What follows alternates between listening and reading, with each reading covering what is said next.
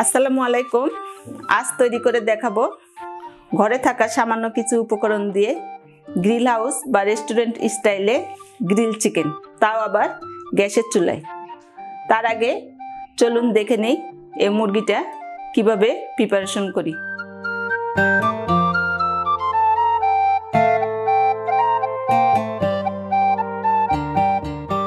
এখানে আমি একটা আস্ত মুরগি নিয়েছি। মুরগিটা প্রথমে আমি একটু টিস্যু পেপার দিয়ে এক্সট্রা পানিটা মুছে নিব।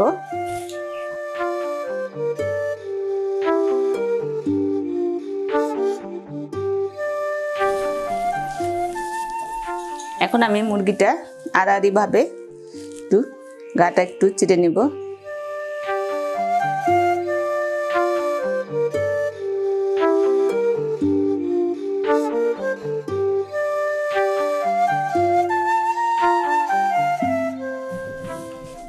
সব সাইডে আমি চিড়ে নিয়েছি। এখন মুরগির এই সাইডটা একটু চাকুর সাহায্যে এভাবে ফুটা করে নিব। আপনারা ভিডিওতে দেখতে থাকেন আমি কিভাবে কাজটা করতেছি। মুরগির এই পাখনাটা এর মধ্যে ঢুকিয়ে দিব।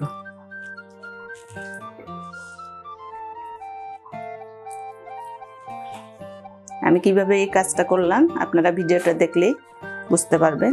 এখন আমি একটা সাইডে রেখে দিব। এন্ড গ্রিল চিকেনে এই মশলাটা আমি রেডি করে নেব।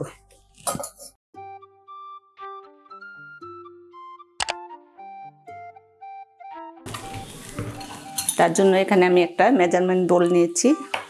এর মধ্যে 4 টেবিল চামচ পেঁয়াজ বাটা দিয়ে দিলাম। আদা রসুন বাটা দিয়ে দিলাম 1 চামচ করে।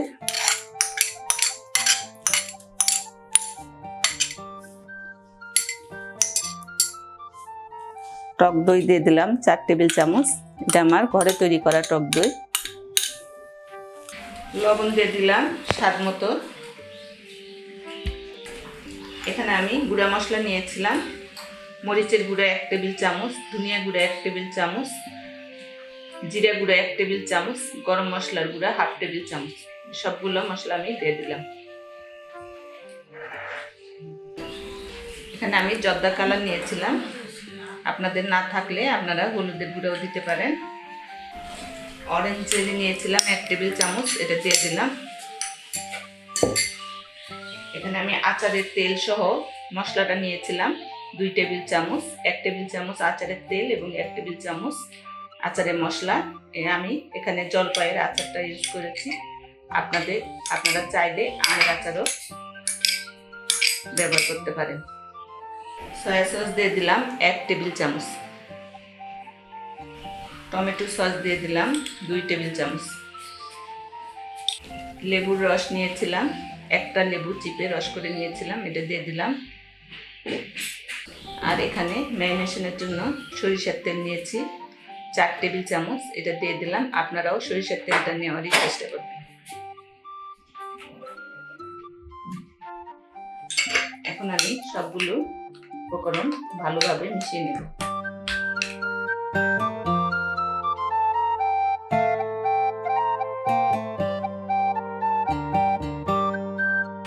আমার ম্যারিনেশন করা হয়ে গেছে। মুরগিটা আমি আবারও একটু মুছে নিব।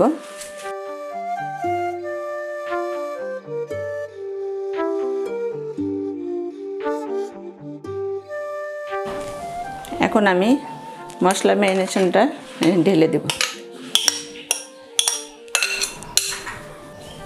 দিয়ে সুন্দর মতো সব সাইডে মেখে নিব। এই কাজটা একটু ধৈর্য নিয়ে করবেন।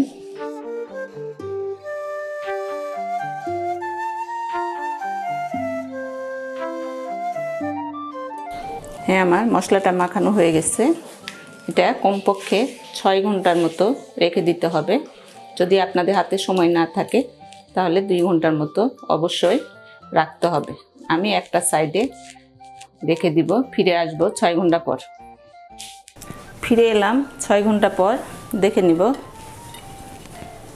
দেখতেই পাচ্ছেন পরে মশলাগুলো একটু নামিয়ে নিব।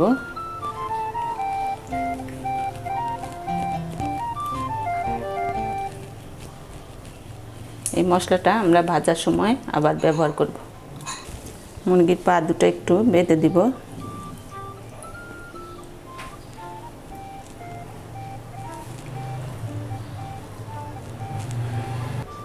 এখন ভাজতে চলে যাব।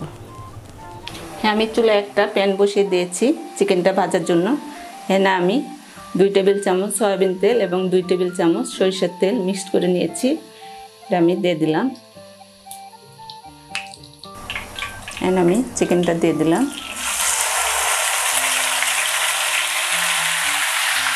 আমি ঢাকনা দিয়ে দিব 3 থেকে 4 মিনিটের জন্য, চিকেনের একটা পাশ সিদ্ধ হওয়া পর্যন্ত। উল্টিয়ে দিব চিকেনটা।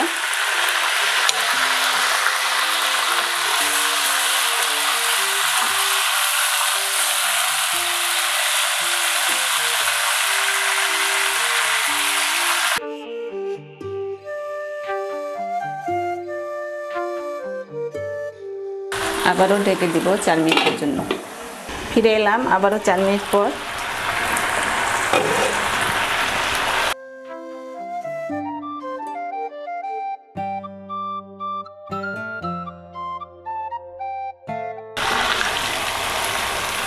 এখন আর আমি ঢেকে দিব না।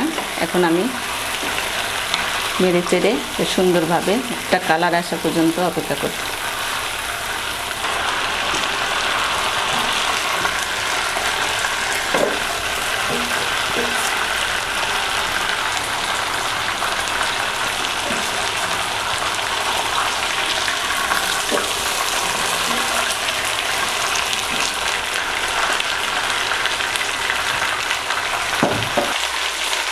হ্যাঁ, এখন যে আমার মশলার অতিরিক্ত পেস্টটা ছিল এটা আমি এই গায়ে ব্রাশ করে কেটে দেব।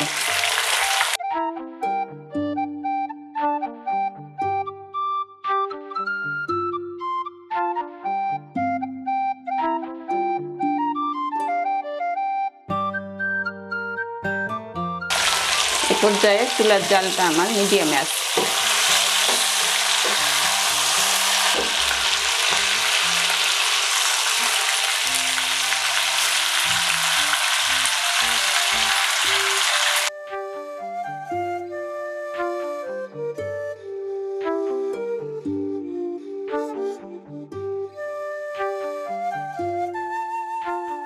হ্যাঁ, আমার গ্রিল চিকেনটা হয়ে গেছে। এখন আমি চুলা থেকে এটা নামিয়ে নিব। দেখতেই পাচ্ছেন কত সুন্দর একটা কালার এসেছে। এখন আমি এটা নামিয়ে নেব। হ্যাঁ, এখন এই তেলের মধ্যে আমার যে অতিরিক্ত মশলাটা ছিল এটা আমি রান্না করে নিব। আমি সামান্য একটু পানি দিয়ে দিব যাতে মশলার গন্ধটা চলে যায়।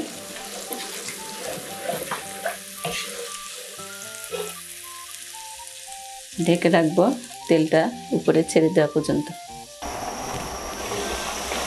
হ্যাঁ, দেখতেই পাচ্ছেন মশলার গ্রেভিটা আমার রেডি। তেলটা উপরে ছেড়ে দিয়েছে। এখন আমি এটা চুলা থেকে নামিয়ে নিব।